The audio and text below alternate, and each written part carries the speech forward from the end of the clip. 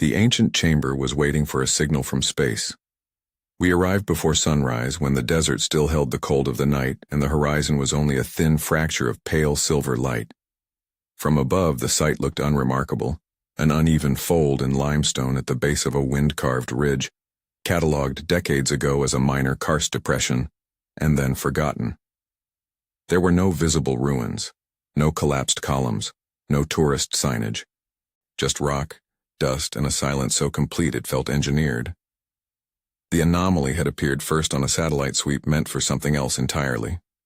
A graduate student running a terrain density algorithm noticed a geometric irregularity beneath the ridge, an echo pattern inconsistent with natural void formation. The signal was faint, but precise. Too precise. It suggested a cavity with uniform curvature and angular discontinuities, straight lines where geology prefers curves. No one said structure at first, they said interesting, then they said unlikely, then they requested funding. By the time we lowered the first ground-penetrating radar unit into place, the air was already heating. The ridge shimmered in the morning light as if resisting exposure. The radar sweep confirmed what the satellite had hinted. Beneath 15 meters of compacted sediment and stone, there was a hollow space, almost perfectly circular, approximately 12 meters in diameter. Perfect circles do not occur naturally in limestone at that depth, not without collapse. And there had been no collapse. Excavation began carefully. Layer by layer, sediment was removed and catalogued. There were no signs of recent disturbance.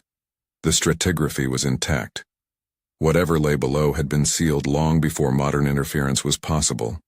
Carbon dating of upper organic layers placed the last major geological event here at roughly 3,800 years ago. When the drilling rig finally broke through the final layer of compacted mineral, the bit dropped half a meter into emptiness. The first camera we lowered showed darkness, then curvature, then something that silenced the entire team.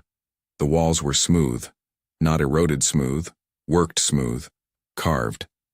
The chamber was not rough stone. It was sculpted bedrock, shaped with an intentionality that predated known advanced stone engineering techniques in the region by over a millennium. The surface bore markings, linear incisions arranged in repeating sequences around the circumference.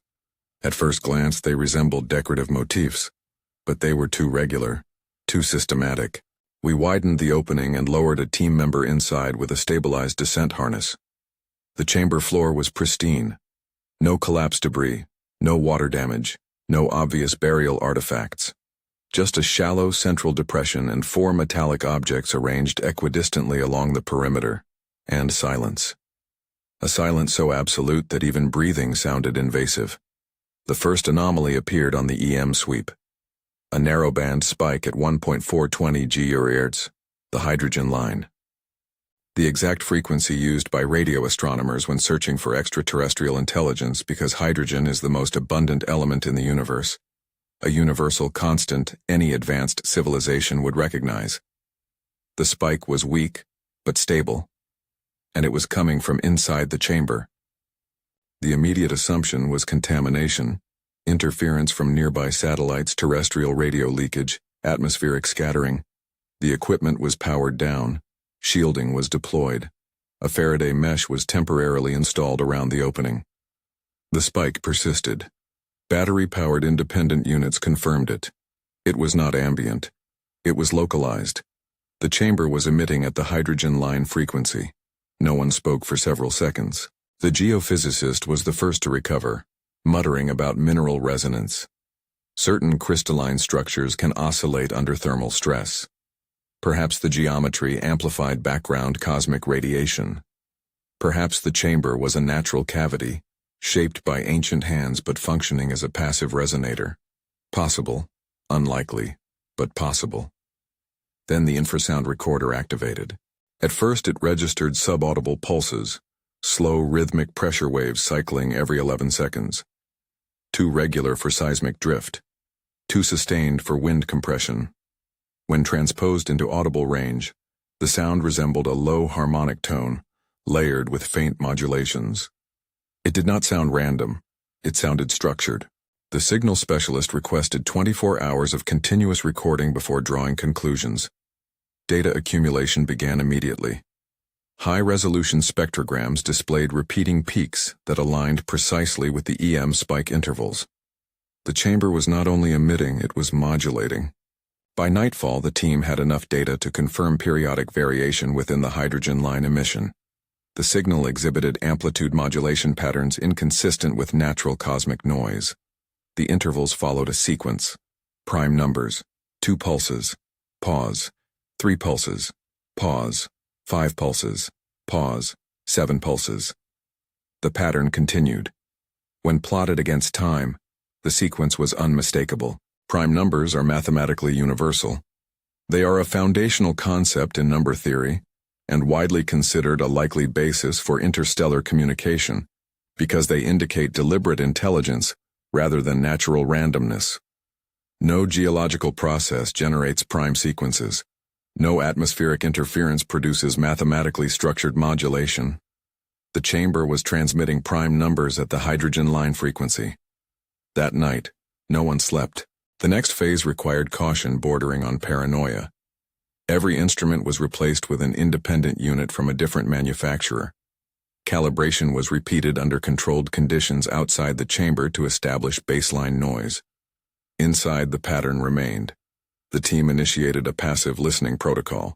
No external signals would be introduced. No stimuli applied. The chamber would be observed only. For 18 hours, the prime sequence repeated. Then at exactly 02:17 local time, the pattern stopped. Total silence. The EM spike flattened. The infrasound pulse ceased. The chamber became inert. At 02:23, 6 minutes later, a new signal began. Not primes, binary, short bursts and long bursts.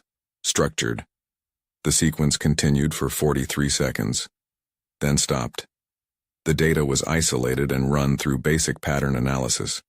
It was too short for full decryption, but its entropy levels indicated non-random structure. At that exact timestamp, an orbital satellite monitoring solar activity recorded a narrowband radio burst from a deep space source approximately 1,200 light-years away, in the direction of a catalogued exoplanetary system known to host at least 2 rocky planets within its habitable zone. The burst frequency matched the hydrogen line, within margin of error, time-stamped within 2 seconds of the chamber's modulation shift. The chamber had not been transmitting continuously. It had been waiting for an incoming signal, and when it received one, it responded. The room inside the field tent felt smaller after that realization, the air heavier, the implications impossible to contain within academic language. They cross-checked with global radio observatories. Independent confirmation came within 12 hours.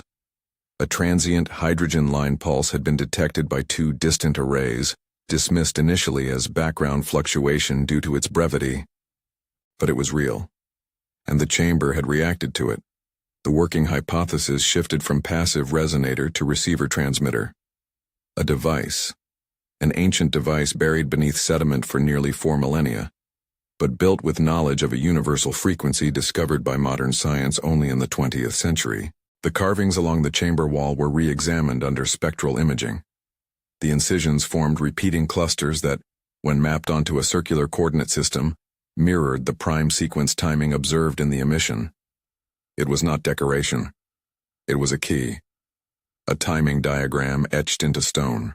The metal objects along the wall were analyzed next. Their alloy composition defied known ancient metallurgy. Trace isotopic ratios suggested non-terrestrial origin, not conclusively at first, but anomalous enough to demand external lab verification. Mass spectrometry results returned 3 days later. The isotopic signature of one sample did not match any known earthly formation process. It contained an unusual ratio of nickel-62 enrichment rarely observed naturally on Earth, but consistent with certain meteorite classes, except this alloy was refined. Engineered. Someone had worked extraterrestrial material into functional components thousands of years ago. The next incoming deep space burst occurred 48 hours later. The chamber activated immediately. This time, the binary sequence extended to 312 seconds. The signal specialist, hands trembling despite years of experience, began mapping the binary clusters into groupings. 8-bit sets, standard binary byte structure. When translated into decimal values and plotted into coordinate matrices, a pattern emerged. Not random, not noise. A two-dimensional array. An image. Low resolution at first, then clearer as the full dataset compiled. It depicted a star, a central circle, 3 orbiting bodies, one highlighted. Below it a sequence of bars representing elemental abundance ratios. Hydrogen, oxygen, carbon, nitrogen, the signature of a habitable world. The same exoplanetary system detected by orbital observatories. The chamber was not only responding, it was decoding and retransmitting. At that moment, the cautious language of anomaly collapsed under the weight of evidence. The chamber was a relay, an ancient relay constructed with extraterrestrial material, aligned to a universal frequency, waiting millennia for a signal from space. And when the signal arrived, it answered. This was not mythology, not metaphor, not speculation. The data sets aligned across independent institutions. The isotopic analysis confirmed off-world material. The signal correlation matched astronomical observation. The binary sequence contained structured informational encoding beyond natural processes. The final confirmation came when the team decided, carefully, to introduce a controlled outbound signal at the hydrogen line frequency, modulated with the same prime sequence the chamber had originally emitted. They transmitted for 20 seconds. Silence. Then, from 200 light-years away, a return burst. Short, precise, containing an extended binary string. The chamber activated before the observatories registered it, as if it knew, as if latency did not apply in the expected way. The return signal contained new data, an expanded image, the highlighted planet now overlaid with geometric structures, impossibly large orbiting installations, and beneath it, a new sequence of primes, extended beyond those previously transmitted. An invitation, or a countdown. The final analysis, compiled by astrophysicists, signal engineers, material scientists, and archaeologists, concluded with language both restrained and seismic. The chamber exhibits engineered properties consistent with deliberate design utilizing non-terrestrial materials. The signal interactions demonstrate bidirectional communication, synchronized with an extraterrestrial source. The origin of the device predates known human technological capability. Based on isotopic composition and signal correlation, it is scientifically supported that the system is not of human origin. Not non-human characteristics, not anomalous, not unexplained. Not of human origin. Built, waiting, listening, for a signal from space. And now, active. The chamber was resealed under international protection protocols. Monitoring arrays remain in place. Data continues to stream quietly to secure servers. The primes have extended, the intervals are shortening. Whatever initiated contact has recognized response. We did not discover a tomb. We uncovered a receiver. And somewhere, across 200 light-years of darkness, something now knows we are listening. The chamber was never meant to be found by us. It was meant to be found when the signal came. And it has come.